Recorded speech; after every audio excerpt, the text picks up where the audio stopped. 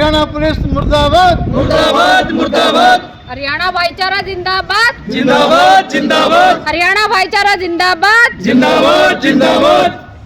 Sir, आज का जो कार्यक्रम है इसका उद्देश्य क्या है? हमारा उद्देश्य है कि भारत के अंदर आरएसएस और बीजेपी के द्वारा जो भाईचारा ख़त्म करके एससी बीसी ओबीसी के ऊपर तरह तरह के अत्याचार किए जा रहे हैं, जिसके अंदर पुलिस को इन्वॉल्व कराकर मर्डर तक किए जा रहे हैं। ऐसा ही हमारा गोदर गांव है करनाल के पास में, वहाँ एक मामले के 3 आरोपियों को बिना किसी अरेस्ट दिखाएं पुलिस ने कस्टडी में लिया और एक का इनकाउंटर करने की कोशिश में पैर में गोली मारी और वो तो समाज के लोगों को पता चल गया, जिससे रातों रात उन्होंने एसपी डीएसपी सभी को घेर लिया। अन्यथा तीनों व्यक्तियों का पुलिस के द्वारा मर्डर किया जाना सुनिश्चित था। तो इस प्रकार यदि पुलिस ही लोगों को मारने लग गई तो भारत में लोकतंत्र का नाम का कोई चीज़ नहीं बचा है। आज देश के अंदर आरएसएस वही मनवादी तौर तरीके से काम कर रही है कि किसी ठाकुर को चमार ने कैसे मार दिया, यही तो रंजिश है और क्या है।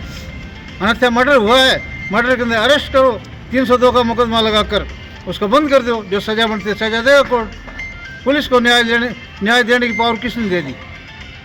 तो साथियों, भारत के अंदर इन लोगों से सतर्क रहने की ज़रूरत है और अपने भाईचारे को कायम करके इनके खिलाफ ऐसी मुहिम खड़ी करो ताकि ये लोग पुश्तैनी याद रखें कि किस प्रकार से तुमने 97% लोगों को गुमराह करके इन्हीं के अंदर फूट डालकर तुम 3% लोग शासन कर रहे हो।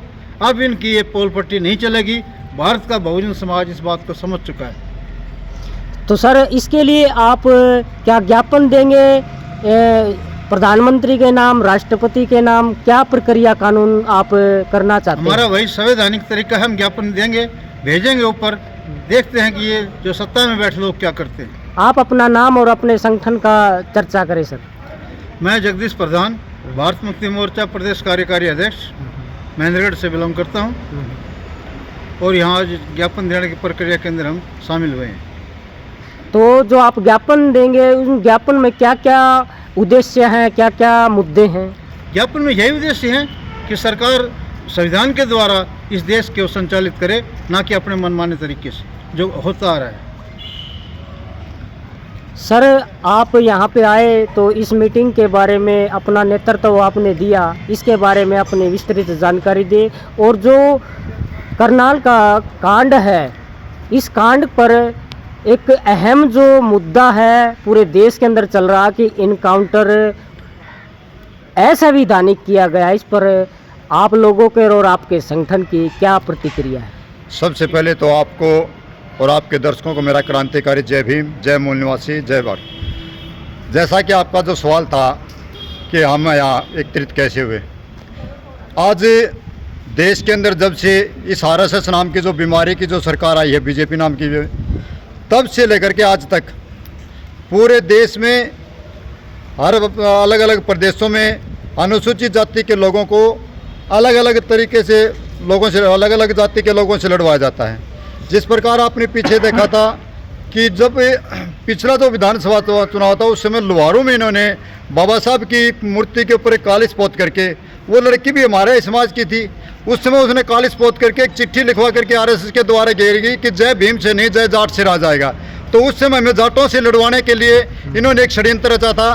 तो हमने जाटों के लोग, जो जाट बिरादरी के जो बुद्धिजीवी लोग थे, उनसे संपर्क किया और उस संपर्क करने के बाद में हमने उनसे एकजुट होकर के वो लड़ाई लड़ी और हमने दोषियों को गिरफ्तार करवाने का काम किया था। वो लड़ाई में वो आरएसएस के लोग विफल रहे। इसी प्रकार हिसार का जो गणेश वाल्मीकि हत्याकांड थे, उसमें भी इन्होंने हमें जाटों के साथ लड़वाने का काम करने की कोशिश की, लेकिन जाट बिरादरी के जो लोग थे, ये जो संगठन था भारत मुक्ति मोर्चा, बामसेप और हमारे जैसे लोग वहाँ पर जाकर के और उस बीच में जो आरएसएस का जो राष्ट्रीय अध्यक्ष है, वो आरएसएस का जो राष्ट्रीय अध्यक्ष है मोहन भागवत जी, हिसार के अंदर 2 बार गए। वो 2 बार गए, उनको वो एक परिप्लानिंग एक साजिश थी कि हरियाणा प्रदेश को, इस देश को हिसार से जलवाने की कोशिश की। पहले वो लोहारों से कोशिश कर रहे थे, फिर वो लोहारों से हिसार से। अब इन्होंने करनाल को अपना हेडक्वार्टर बना लिया। करनाल के अंदर भी हमारे वाल्मीकि समाज के लोगों को, चमार समाज के लोगों को और वाल्मीकि समाज के लोगों को एक गाड़ी दे करके और राजपूत समाज के नाम से परिप्रायोजित राजपूत समाज के लोगों से हमें लड़वाने का काम किया। इसी प्रकार खैरड़ी गांव का जो मामला है, खैरड़ी गांव में भी सर छोटू राम जी की और बाबा साहब की फोटो दोनों मूर्तियां एक साथ लगी हुई थी। तो इन लोगों ने क्या किया कि सर छोटू राम जी की फोटो को कुछ नहीं किया, और आरएसएस के लोगों ने इन जो लड़ाई मतलब आरएसएस के जो लोग हैं जो विदेशी हैं, उन्होंने सर बाबा साहब की फोटो को वहाँ पर खंडित करने का काम किया ताकि जाट बिरादरी और अनुसूचित जाति के लोगों में आपस में टकराव हो।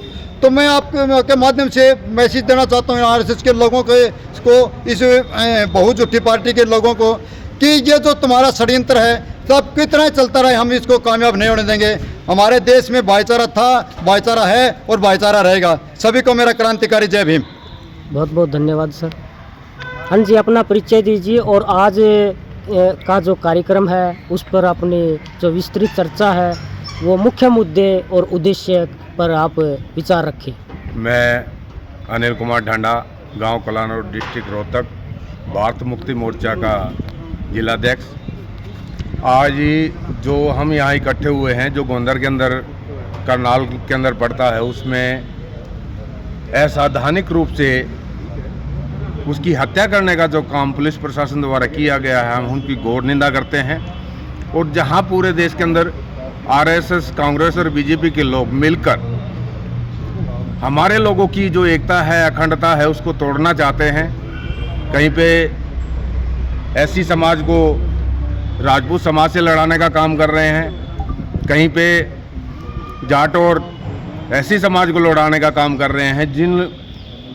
जिन कार्यों के पीछे आज इतने सालों से कांग्रेस और बीजेपी लगातार इस काम को करती आ रही है, हम उन सभी लोगों को आज मैसेज दे रहे हैं कि हमारा जो भाईचारा है वो कभी समाप्त नहीं होगा। बामसेब और वामन मेश्राम साहब द्वारा जो मुहिम चलाई जा रही है कि पूरे देश के अंदर हम एकता और भाईचारा खड़ा करेंगे, और इस मुहिम को जो लोग अब लगातार इसको समाज के भाईचारे को तोड़ना चाहते हैं, हम इसको कामयाब नहीं होने देंगे। इसी बात के लिए मैं अपनी वाणी को विराम देता हूँ। सभी साथियों को जय भीम, जय मूल निवासी, जय मानवर साहब काशीराम, जय महेश राम।